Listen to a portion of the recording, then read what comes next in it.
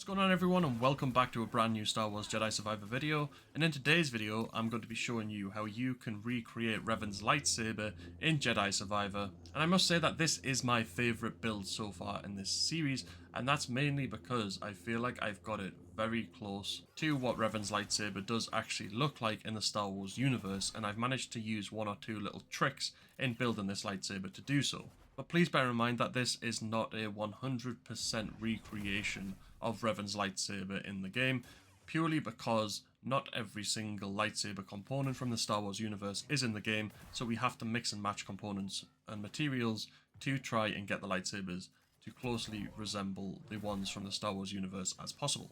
So to create Revan's lightsaber, what you want to do is you want to use the Hermit emitter if you can, but if you can't, don't worry about it. You can also use the Serajunda emitter, the Duelist emitter, and the Serenity emitter. They all still work quite well. Just if you have access to the Hermit one, I would definitely use that one. Now you do want to select vents on this lightsaber. You want to select the Persistence vents, because we are going to be using a crossguard saber stance, but we're only going to be using a single blade or a dual blade stance with the crossguard stance. We just have to use the crossguard stance to get access to the vents. The reason I chose these vents is because that the vents sit very close to the emitter and actually look like they are part of the emitter and not a completely separate component. You can use other ones, I just think that these work the best. For the switch, I used the NO Cordova switch, and the main reason for this is because to me, the bottom part of the switch does resemble the rings that run around Revan's lightsaber. It's not 100% accurate, but I think it gives that effect. For the grip, you want to choose the Edgehawk grip. Now the reason for this is at the bottom of the Edgehawk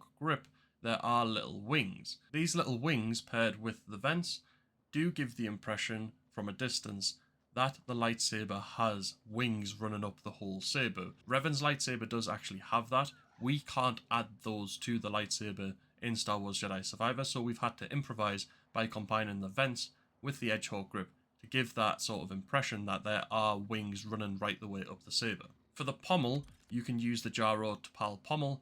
However, because you have the crossguard stance equipped, the pommel you will use is the pommel furthest to the right of the screen.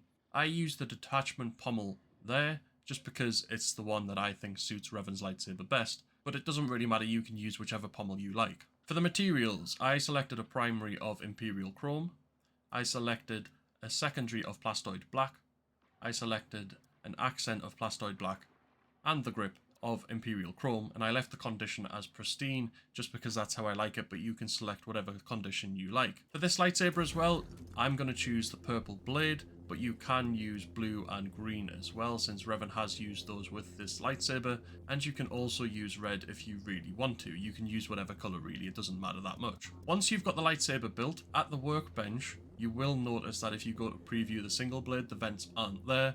The same for the dual blade. The vents only appear if you use the crossguard saber.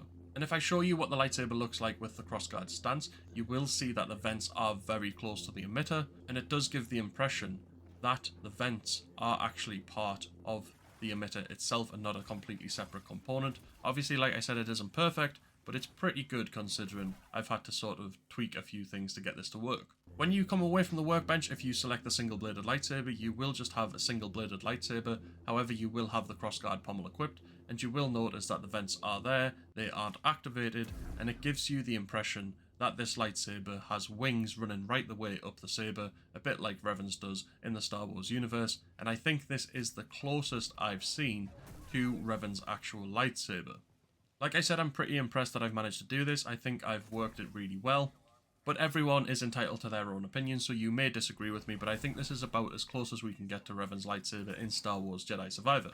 So that is it for this video. Please do let me know down in the comment section below what you think of my Revan lightsaber build in Star Wars Jedi Survivor, and also let me know what characters you would like to see me try to recreate in the future. Please do smash a like on this video if you have enjoyed it, and to show support for the game on the channel, and if you are new to the channel, make sure to subscribe to be kept up to date with all future Jedi Survivor videos. But other than that, we'll see you in the next video.